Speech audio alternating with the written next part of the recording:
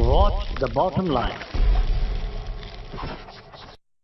أعوذ بالله من الشیطان الرجیم پناہ مانگتا ہوں میں اللہ کی شیطان مردود سے۔ بسم اللہ الرحمن الرحیم شروع اللہ کے نام سے جو بڑا مہربان نہایت رحم والا ہے۔ ناظرین کرام، اقبال نے کبھی کہا تھا، ذرا تقدیر کی گہرائیوں میں ڈوب جا تو بھی، کہ اس جانگاہ سے میں بن کے تیغے بے نیام آیا۔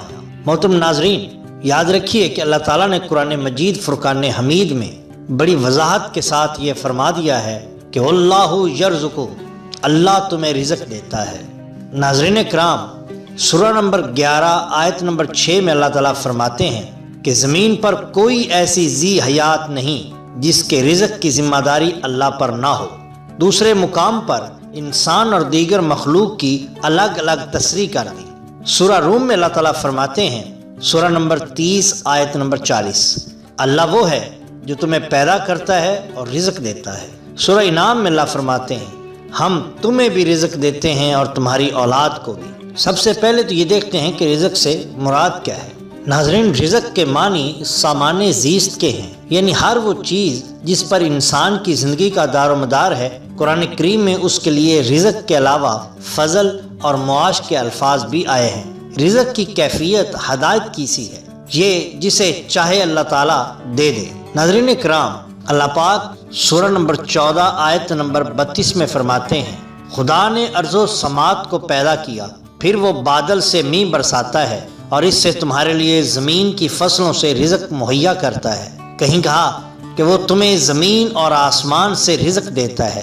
اس حقیقت کو قرآن نے متعدد مقامات سورہ نمبر 2 آیت نمبر 22، سورہ نمبر 10 آیت نمبر 31، سورہ نمبر 37 آیت نمبر 64، سورہ نمبر 34 آیت نمبر 36، سورہ نمبر 40 آیت نمبر 13، سورہ نمبر 45 آیت نمبر 5، سورہ نمبر 50 آیت نمبر 11، سورہ نمبر 51 آیت نمبر 22، سورہ نمبر 80 آیت نمبر 36۔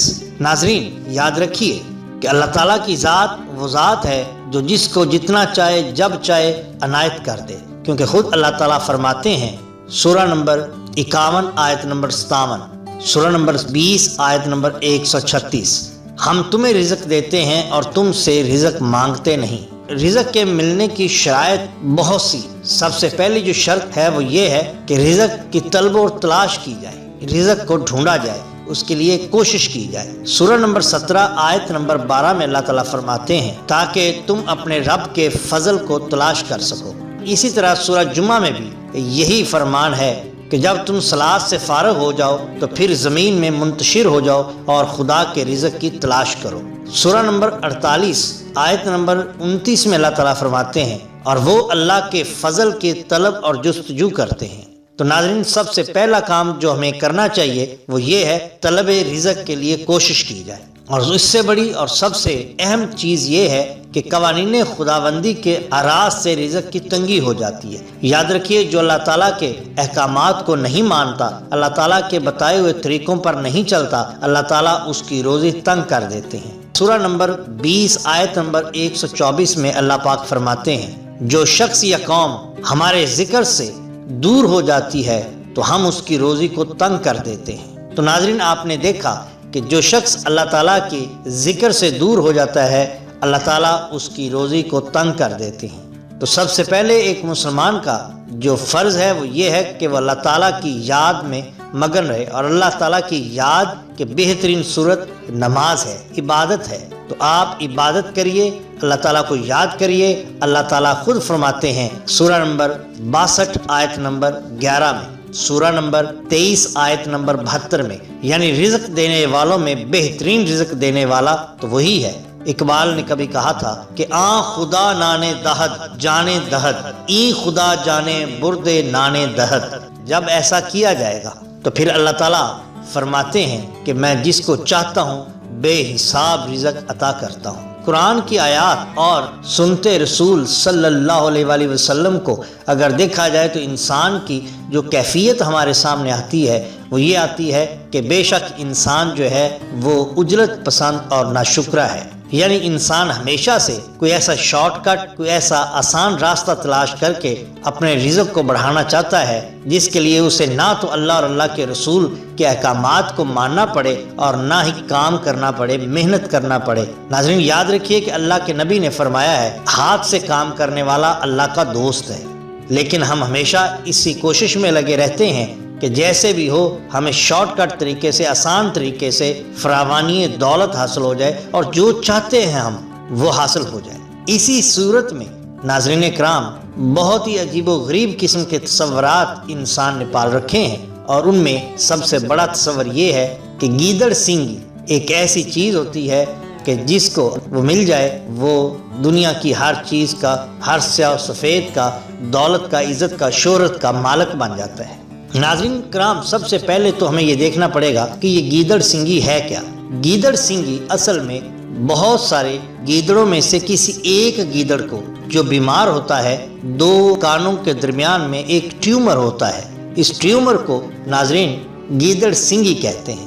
اس میں کوئی سینگ والی بات نہیں ہوتی، یہ تو ایک ٹیومر ہوتا ہے جس کو جانوروں کے ڈاکٹر نکال لیتے ہیں، لیکن یہ لوگ کیا کرتے ہیں کہ یہ اس کو حاصل کرتے ہیں اور اس کو حنوط کر کے اس کو صندوق میں رکھ دیتے ہیں، اور ان کا کہنا ہے کہ یہ ایک جاندار چیز ہے جو کہ بڑھتی رہتی ہے۔ اس میں تو کوئی شک نہیں کہ یہ بڑھتی ہے، ان کے اس کے اندر افزائش ہو، اور وہ افزائش اس کے زندہ ہونے کی وجہ سے نہیں بلکہ اس میں موجود بیکٹیریا کی وجہ سے ہوتی ہے۔ ناظرین کرام انسان اپنی ابتدا سے ہی ہمیشہ کسی نہ کسی ایسی چیز کی تلاش میں رہا ہے کہ جو اس کو ابدی زندگی دے دے یا پھر دنیاوی کامیابی اور بہت سارا پیسہ دے دے جس کی مدد سے وہ طاقت اور اقتدار حاصل کر سکے۔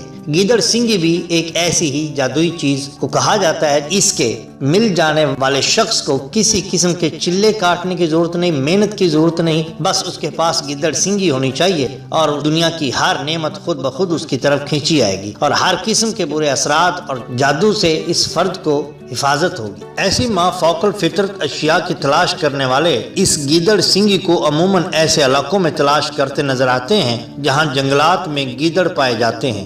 گیدڑ سینگی کے متعلق جاننے والوں کا یہ کہنا ہے کہ یہ حقیقت میں سینکڑوں گیدڑوں میں سے کسی ایک گیدڑ کے سر پر پایا جاتا ہے۔ ناظرین کرام ہم 1000 سال تک غیر مسلم خصوصاً ہندوؤں کے بیچ میں رہے ہیں۔ ان کے ساتھ رہنے کی وجہ سے ہمیں بہت ساری ایسی چیزیں وارد ہو آئی ہیں جن کا دور دور سے بھی اسلام کا کوئی تعلق نہیں، اور ان میں سب سے بڑی چیز ہے وہم اور توہم پرستی۔ ہم کسی نہ کسی صورت میں اس سے ہمیشہ سے جڑے رہے ہیں، اور گیدڑ سینگی جیسی چیز بھی انہی میں سے ایک ہے۔ ناظرین اسلام میں اس قسم کی کسی چیز کی کوئی گنجائش موجود نہیں۔ سورہ نساء میں اللہ تعالیٰ فرماتے ہیں کیا تم نے ان لوگوں کو نہیں دیکھا جنہیں کتاب کے علم میں سے کچھ حصہ دیا گیا اور ان کا حال یہ ہے کہ جبت اور طاغوت کو مانتے ہیں۔ یہاں جبت سے مراد ایسی ہی اشیاء سے ہے جن کا حقیقت سے دور کا بھی واسطہ نہیں ہوتا۔ ان کے متعلق لوگ قیاس کر لیتے ہیں کہ ان کی روزی اور قسمت کے فیصلے کرتی ہے۔ حدیث میں ہے مفہوم میری امت کے 70,000 لوگ بغیر حساب کے جنت میں داخل ہوں گے۔ یہ وہ لوگ ہوں گے جو جھاڑ پھونک نہیں کرواتے، بدشگونی نہیں کرتے اور اپنے رب پر بھروسہ کرتے۔ صحیح بخاری۔ لہذا گیدڑ سینگی کی تلاش کے لیے جوگیوں اور سنیاسیوں کا سہارا لینے سے قبل اس چیز کو لازمی طور پر سمجھ لینا چاہیے کہ کیا جو چیز ان کی قسمت کو بدل سکتی ہے، کیا یہ جو فٹ پاتھ پر، سڑک پر بیٹھے، چادریں بچھائے، مسلے بچھائے بیٹھے آپ کو ہزاروں روپے کی گیدڑ سینگیاں دیتے ہیں، کیا سب سے پہلے یہ اپنی قسمت کو تبدیل نہ کر پاتے؟ معذرت کے ساتھ کیا آپ کو ایسا لگتا ہے کہ دنیا کے عظیم اور بڑے بڑے امیر کبیر لوگوں کے پاس کیا گیدڑ سینگی تھی؟ اگر گیدڑ سینگی سے ہی قسمت بدلنی ہوتی تو پھر دنیا میں کوئی شخص کام نہ کرتا۔ تو کوشش کیجئے کہ رزق کے لیے جس ذات کی طرف ہمیں جانا چاہیے، جس چیز کو ہمیں اپنانا چاہیے، وہ اللہ اور اللہ کے رسول کے بتائے ہوئے طریقے ہیں۔ اللہ پر بھروسہ کیجئے، اللہ کے ذکر کو، اللہ کی یاد کو اپنے دل میں لائیے اور خوب محنت کریے۔ انشاءاللہ تعالی اللہ تعالیٰ آپ کو مایوس نہیں لوٹائیں گے۔ میری اگر کوئی بات آپ کو ناگوار گزری ہو تو اس کے لیے میں معذرت چاہتا ہوں، لیکن میں نے اپنا پیغام پہنچا دیا۔ اگر آپ کو میری یہ ویڈیو پسند آئی ہو تو لائک کیجئے اور سبسکرائب کیجئے ہمارے چینل دی باٹم لائن کو، تاکہ ہم آپ کے لیے اور بھی بہترین ویڈیو لا سکیں۔ اپنا بہت خیال رکھیے گا۔ بہت شکریہ۔ اللہ حافظ۔